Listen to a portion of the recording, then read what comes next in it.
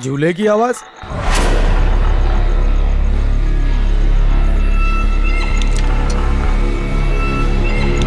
इतनी रात कौन हो सकता है?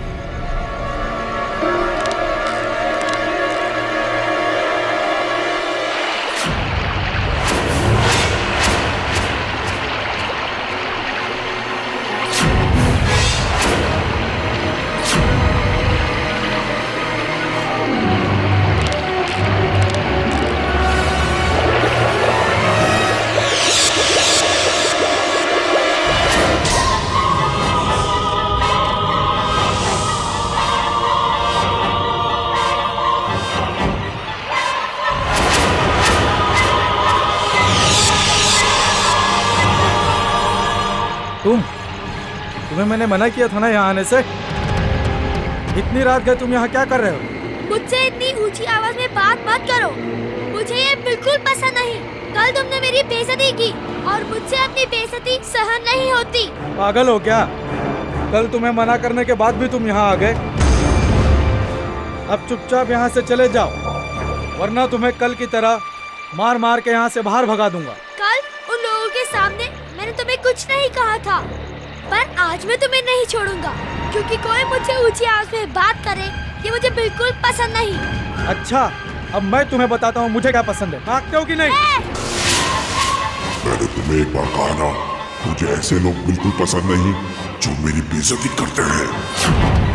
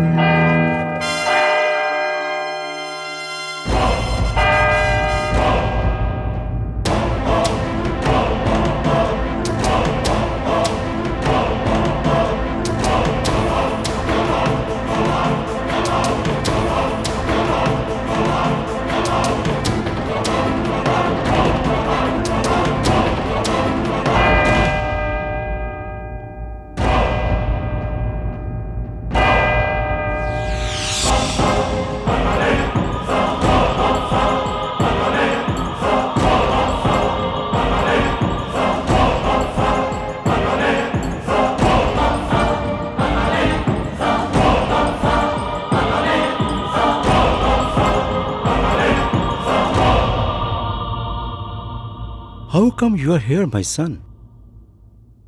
This is not a playground. ये चर्च है. मैं जानता हूँ फादर, मुझे आपसे कुछ कन्फेस करना है. कन्फेस? अभी तुम इतने बड़े नहीं हुए हो कि तुम्हें कुछ कन्फेस करना पड़े. हाँ? अगर तुमसे कोई गलती हो भी गई तो गॉड तुम्हें माफ कर देंगे, क्योंकि तुम अभी बच्चे हो. नो फादर, मैं ऐसा नहीं मानता. क्यों? तुम ऐसा क्यों नहीं मानती? क्योंकि ऐसा भी हो सकता है कि एक मासूम बच्चे में भगवान नहीं, शैतान छुपा हुआ हो. ये तुमसे किसने कहा? पहले आप मुझसे प्रॉमिस कीजिए कि जो मैं आपको बताने जा रहा हूँ आप वह किसी से नहीं कहेंगे. प्रॉमिस. मैं किसी से कुछ नहीं कहूँगा. कल रात आपने फैंटेसी लैंड के गेटकीपर के मरने की न्यूज़ तो सुनी होगी. यस. उसे किसी ने जलाकर मार डाला. किसी ने नहीं, मैंने उसे मारा था. I killed him, father. I killed him. तुमने उसे मार डाला? लेकिन क्यों? क्योंकि उसने सब लोगों के सामने मेरी बेइज्जती की, और जो लोग मेरी बेइज्जती करते हैं मैं उन्हें जिंदा नहीं छोड़ता. What? ये क्या मजाक है? ये मजाक नहीं है, ये सच है फादर, ये सच है. क्या तुमने ये बात अपने मम्मी पापा को बताई? नहीं, सिर्फ आपको बताई है. तुम मुझे अपने पापा का नंबर बताओ. फादर, आपने मुझसे प्रॉमिस किया था कि आप मेरी बात किसी से नहीं कहेंगे, और आप अपना प्रॉमिस तोड़ रहे हैं. लेकिन तुमने जो गुनाह किया है वो कोई छोटा गुनाह नहीं है माय सन. फादर, बताओ तुम्हारे पापा का नाम क्या है, तुम्हारे पापा का नंबर क्या है. अगर तुम नहीं बताओगे तो मजबूरन मुझे पुलिस को बुलाना पड़ेगा. फादर, मुझे ऐसे लोग बिल्कुल पसंद नहीं है जो पहले वादा करते हैं और फिर उसे नहीं निभाते. You are breaking your promise, father. You are breaking your promise.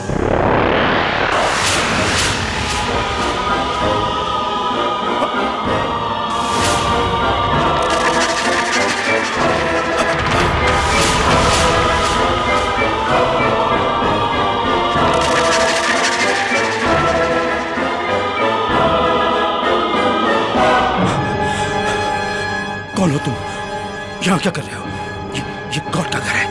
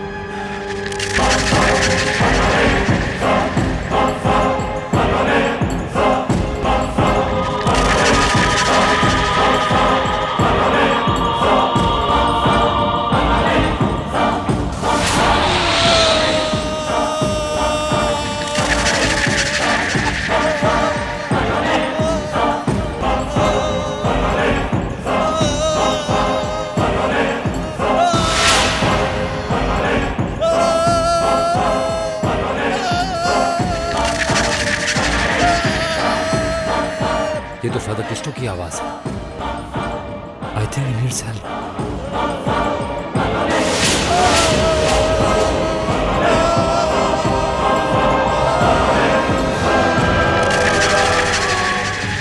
Father, मैंने आपसे कहा था जो लोग मेरे साथ विश्वासघात करते हैं मैं उन्हें जिंदा नहीं छोड़ता.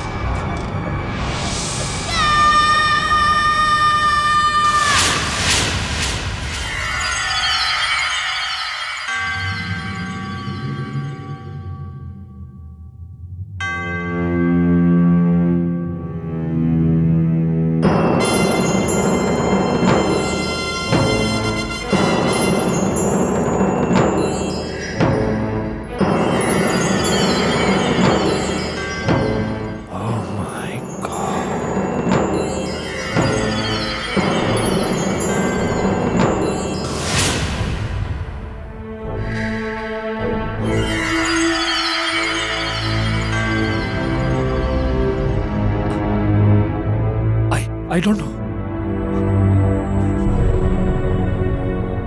ये क्या हुआ देखो।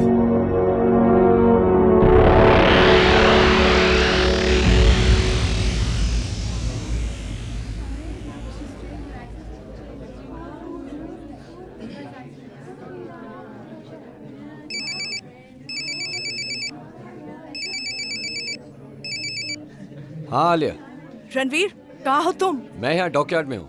बोलो क्या हुआ? फौरन सेंट पॉल्स चर्च पहुँच जाओ। यहाँ पे सीनियर फादर क्रिस्टो का मर्डर हुआ है। व्हाट? ठीक है, मैं अभी पहुँचता हूँ। तुम लोग यहाँ पर तहकीकात करो, मैं अभी आ रहा हूँ।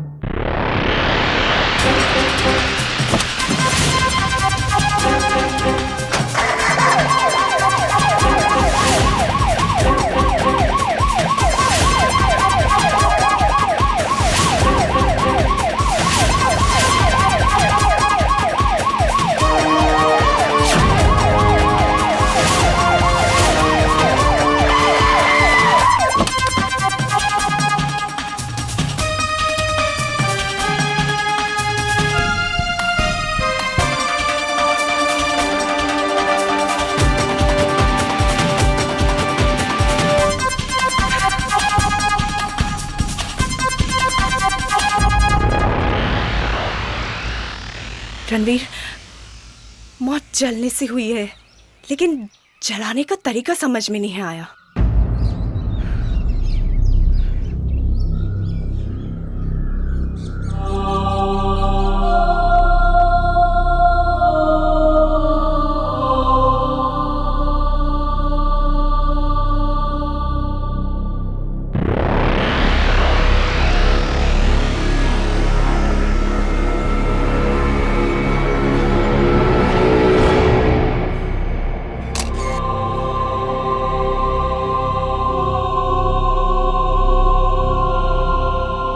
टीचर, क्या आप पूरे यकीन से कह रही हैं कि जब चीख सुनने के बाद आप यहाँ आई तो फादर डिकोना के सिवा यहाँ पर कोई नहीं था और लाश इसी जगह पर थी? हाँ, जब मैंने एक तेज चीख सुनी तब मैं अपने साथी टीचर्स के साथ भागते हुए यहाँ पहुंची तो मैंने देखा कि फादर डिकोना घबराए हुए लाश के पास खड़े थे, लेकिन फिर चुपचाप अचानक वो बाहर चले गए।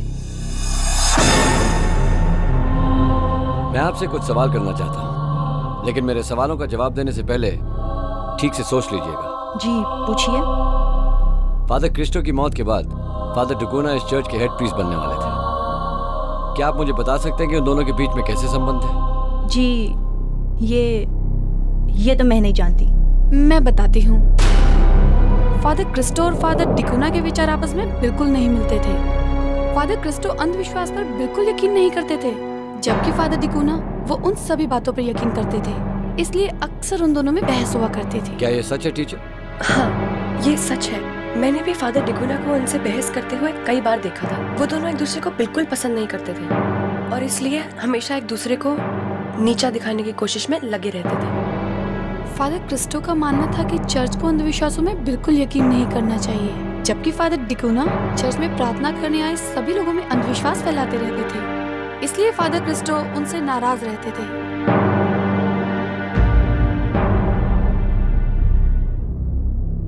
यानी उन दोनों के बीच में तनाव रहता था।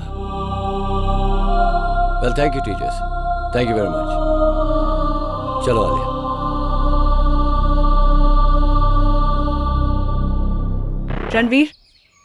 रणवीर, मुझे लगता है फादर क्रिस्टो की मौत बिजली का करंट लगने से हुई है। नहीं आलिया, फादर क्रिस्टो की मौत की वजह बिजली का करंट नहीं बल्कि कुछ और है। कुछ और? मैं समझी नहीं। अगर फादर क्रिस्टो की मौत बिजली की करंट की वजह से हुई होती तो उनकी बॉडी की हालत ये नहीं होती। ये मसला कुछ और है। मसला कुछ और है? रणवीर, फादर क्रिस्टो की मौत अगर इलेक्ट्रिक शॉक के कारण नहीं हुई तो फिर कैसे हुई? जैसे माइक्रोवेव में खाना भुन जाता है, रोस्ट हो जाता है, लेकिन उस प्लेट को कुछ नहीं होता जिसमें वो रखा गया है। रणवीर, तुम ये कैसी अजीब बात कर रहे हो? आलिया, आग में किसी चीज को भुनना और माइक्रोवेव में भुनने का फर्क सिर्फ यही है कि आग बाहर से जलाती है और माइक्रोवेव अंदर से, और फादर क्रिस्टो की बॉडी के साथ भी यही हुआ है। तुम्हारा मतलब ये वाटर पार्क के गेटकीपर के साथ जो हत्या हुई थी? Exactly. You mean to say pyrogenic की हरकतें? हाँ आलिया, पहले मुझे शक था, लेकिन अब यकीन हो गया कि फादर क्रिस्टो की मौत पायरोकिनेसिस का केस है। हमें फादर डिकोना से फौरन मिलना होगा। Right. Come on, let's go. Ranveer, father डिकोना। Excuse me father.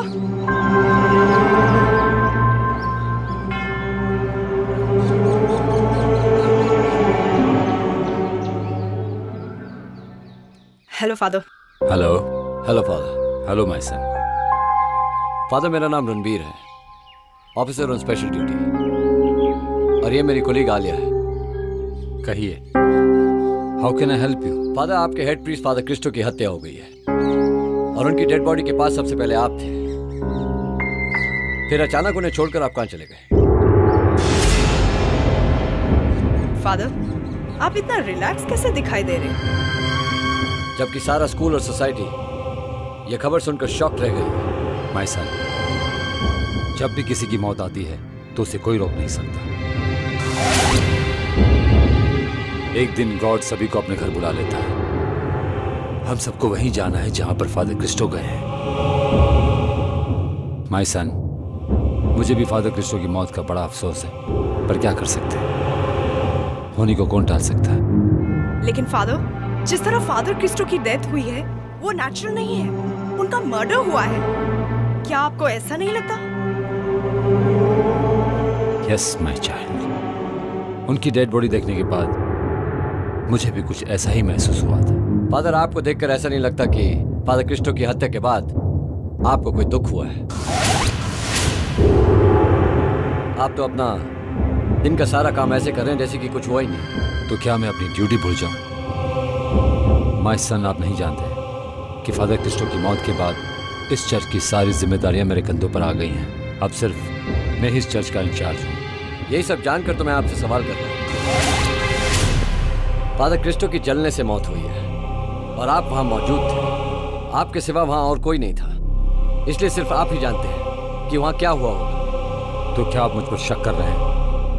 आप ये सोच रहे हैं कि फादर क्रिस्टो की मौत का जिम्मेदार मैं हूं? मैंने उन्हें जलाया है? हाँ, और नहीं भी,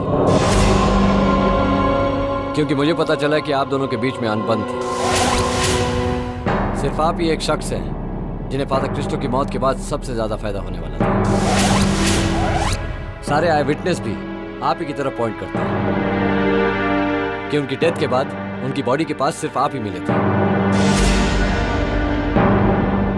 क्या आप बता सकते हैं कि आप उनकी डेड बॉडी के पास क्या कर रहे थे? मैं पहले से वहां मौजूद नहीं था। जब मैंने एक चीख सुनी तब वहां भाग कर गया। चीख? किसकी चीख थी वो फादर? क्या आप हमें बता सकते हैं? जी, फादर क्रिस्टो की चीख थी। जब मैंने चीख सुनी तो मुझे ऐसा लगा कि फादर क्रिस्टो को मेरी जरूरत है। मैं वहां भाग कर गया। तब वहां मैंने एक बच्चे को निकलते हुए देखा। बच्चा? जी। कौन बच्चा? हमारे स्कूल का स्टूडेंट है, राहुल मल्होत्रा। क्या आपके कहने का मतलब है कि इस बच्चे का कुछ लेना देना है उस मर्डर से? जी नहीं, वो 12 साल का छोटा सा मासूम सा बच्चा है। एक्सक्यूज मी, मेरे प्रेयर्स का वक्त हो गया है। God bless you both. So what do you think?